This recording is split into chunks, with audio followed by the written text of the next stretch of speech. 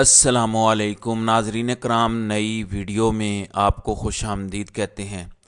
نواز شریف کو پورے پروٹوکول کے ساتھ لایا گیا، ان کے ہر طرح کے شگن پورے کیے گئے، ان کے ہر طرح کے مطالبات مانے گئے، جس طرح کی جوڑ توڑ کی گئی، پاکستان تحریک انصاف کے بخیے ادھیڑے گئے، پنجاب میں تمام الیکٹیبل پی ٹی آئی سے چھین لیے گئے، لاہور کا کمشنر، لاہور کے ڈی سی ریاستی پروٹوکول میں انہیں ریسیو کرتے ہیں، پھر ایک خاص مقام پر ہائی ٹی کا اہتمام کیا گیا۔ یہ مت پوچھیے گا کہ کون سے سرکاری محکمے نے اس دن نواز شریف کے لیے ہائی ٹی کا اہتمام کیا تھا، یہ ساری باتیں اپنی جگہ پر ہیں، لیکن چراغ سبھی کے بجھیں گے، ہوا کسی کی نہیں۔ میں بار بار اس بات کا اظہار کر چکا ہوں کہ اگر وہ کہہ رہے ہیں کہ ہم انویسٹمنٹ لے کے آ رہے ہیں، وہ کہہ رہے ہیں کہ ہم ڈالر کو کنٹرول کر رہے ہیں، تو کیا وہ نواز شریف کی جھولی میں ڈالیں گے یہ سب کچھ؟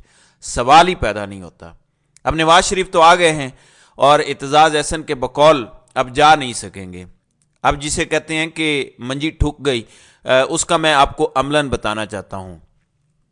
ناظرین اکرام، میں نے کل آپ کو بتایا تھا کہ نواز شریف کا یہ نظریہ تھا کہ ہم احتساب یا محاسبہ کرنا چاہتے ہیں۔ اس کے بعد طاقتوروں نے شہباز شریف کو بلایا، چابی دی، جس کے بعد نواز شریف خاموش ہو گئے، واپس آئے۔ اب صورتحال یہ ہے کہ کل پھر انہوں نے کہا کہ احتساب ہونا چاہیے، محاسبہ ہونا چاہیے۔ پھر میں نے آپ کو بتایا کہ یہ چاہتے تھے کہ ہم استحکام پاکستان پارٹی کے ساتھ ایڈجسٹمنٹ نہ کریں، اور آج ڈان نیوز نے بھی لکھا کہ جو پاورفل کوارٹرز نے انہیں چابی دی ہے کہ آپ یہ سب کریں گے۔ اب ایسی کیا خبر ہے جس پر میں کہہ رہا ہوں کہ نواز شریف اپنی خیر منائیں؟ ناظرین اکرام، نصرت جاوید نے اس حوالے سے کچھ باتیں کی ہیں۔ ایک تو زمینی حقائق ہیں، ان کے مطابق نواز شریف کو لندن میں جو بریف کیا گیا تھا، حالات اور فضا سب کچھ اس سے مختلف نکلے ہیں۔ وہ آئے تھے کہ شاید عمران خان جیل میں بند ہیں، عوام ان کو کاندھوں پر اٹھا لے گی اور وزیر اعظم کا نعرہ لگایا جائے گا، لیکن ایسا ہو نہیں پایا۔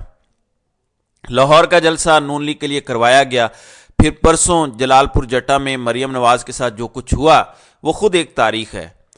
جلال پور جٹا نے بہت برا کیا۔ اب اس ساری صورتحال کے اندر آج انصار عباسی کا مضمون بتا رہا ہے کہ لائن کٹ چکی ہے یا لائن کٹ رہی ہے۔ انصار عباسی کا آج کا مضمون، جس کا ٹائٹل یہ ہے کہ میاں صاحب آپ کو کیوں لایا گیا۔ اب اس ٹائٹل سے پہلا پیغام تو یہ ملا کہ میاں نواز شریف لندن سے آئے نہیں، انہیں لایا گیا ہے۔ کون لے کے آیا ہے؟ یہ تو سیاسی فیصلہ ہونا چاہیے تھا کہ کون لائے ہیں، کون آئے ہیں، کس کو کہاں رہنا ہے۔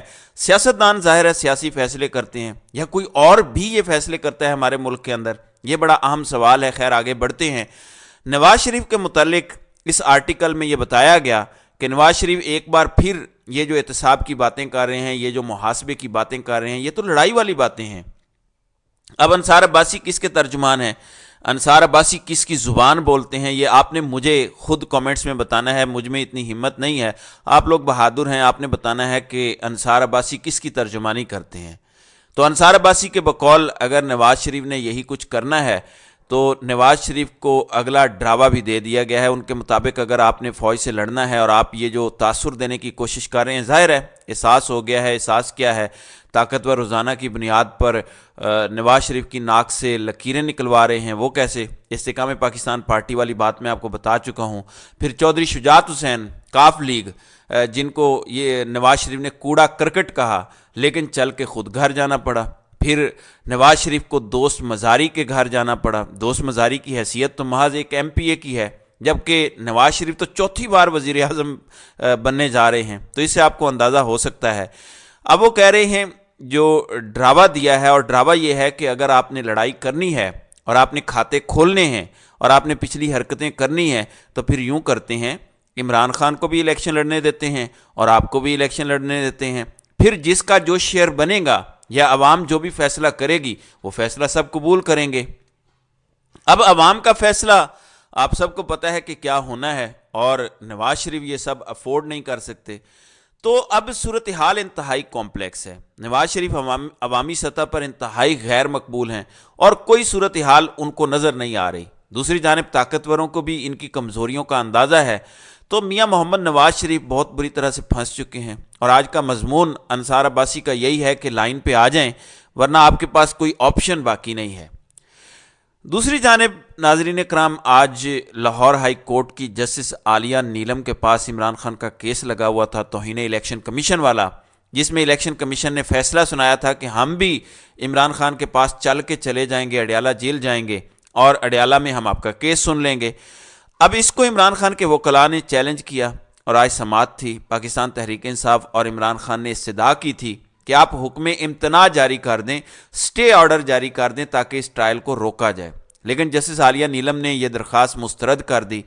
अब आपके सामने है नाअहली वाली दरख्वास्त भी, फिर हुक्म इम्तना मांगा गया, नहीं मिला।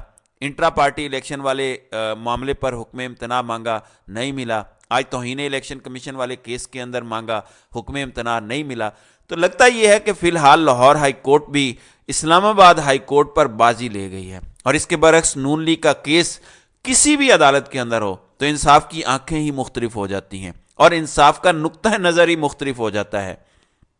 अब जस्टिस आलिया नीलम ने फुल कोर्ट की को ये दरख्वास्त भिजवा दी है और कहा है कि फुल बेंच जाने और आप जाने, और यहाँ पे हम आपको कुछ भी इंटरटेन नहीं कर सकते। जुल्म का ये आलम है कि इस वक्त इमरान खान का नाम तक लेने पर पाबंदी है, और मीडिया बावजूद इसके कि लाहौर हाई कोर्ट और उसके बाद दीगर हाई कोर्ट्स ने, सिंध हाई कोर्ट ने इवन फैसला जारी किया है कि इमरान खान का नाम भी लिया जा सकता है, इमरान खान की तस्वीर भी चलाई जा सकती है, और पीटीआई के जो दीगर मामलात हैं उनको जो है वो टीवी पर चलाया जाए। लेकिन इन अहकामात के बावजूद पैमरा जो है वो किसी भी चैनल के ऊपर इमरान खान का नाम नहीं चलने दे रहा। अब ये तो हो गया इमरान खान का मामला। अब जिस तरह से नवाज शरीफ का इलाज हुआ है, जरदारी का भी इलाज हुआ है। गेम बड़ी कॉम्प्लेक्स है, मैं आपको ये बता दूं, जो नज़र आ रहा है सब वैसा नहीं है। वो कैसे? रात को अचानक एक शख्स आता है टीवी पर, रौ अनवार बहुत मुतनाज़िया शख्स हैं।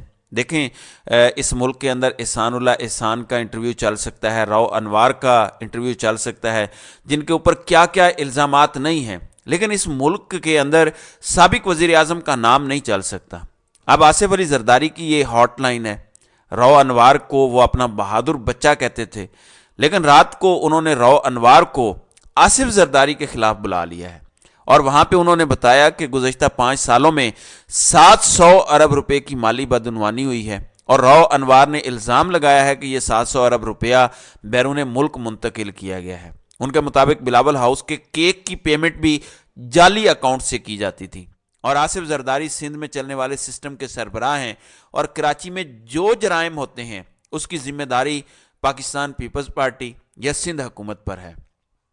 अब आप ये याद रखिएगा कि ये अफसरान या जिनको ये अपने बच्चे कह रहे होते हैं, ये किसी के सगे नहीं होते। अब आसिफ जरदारी इनको बहादुर बच्चा कह रहे थे, लेकिन आज वही लोग उनके खिलाफ बोल रहे हैं। तो चिराग तो सभी के बुझेंगे, हवा किसी की नहीं। तो नाज़रीन इकराम, आपकी इस वीडियो के हवाले से क्या राय है? आप अपनी राय का इजहार कमेंट सेक्शन में ज़रूर कीजिएगा।